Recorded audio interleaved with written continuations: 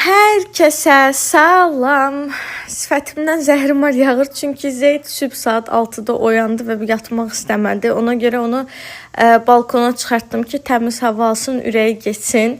Təbii ki, gönül istərdi ki, aviases.az-dan münasib və güvənli bilet alıb Antalya'da otelimizin balkonunda Zeydi havalandırım. Amma öz balkonumuzda da yatdı. Gördüyünüz kimi təmiz hava ilə ürəyi getdi. Yeni taktika.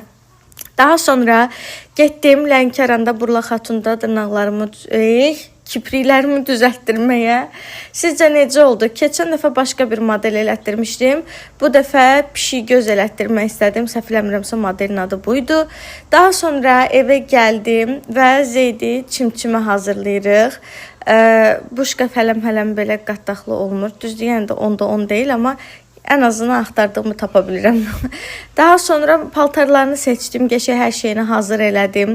Özü də orada sakit oturub gözləyir. Birazdan başına gələcəklərdən xəbərsiz. Pampersini zadı hazır elədim. Zeydin başında qabıqlanmalar var. Hər yeni doğulan uşaq 10 uşaqdan 9'unda 8'ində olur məncə bu.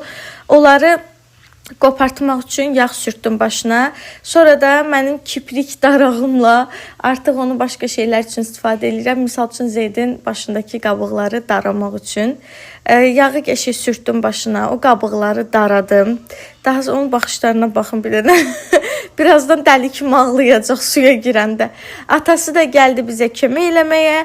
Darama işləmimiz də başladı. Zaten Zeyd də hər uşaq kimi çiməndən sonra bir konuda ürəyi getdi.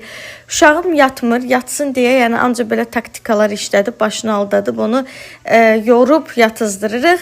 Biz getdik Zeydi çimizdirib geyindirməyə. Siz də özünüzə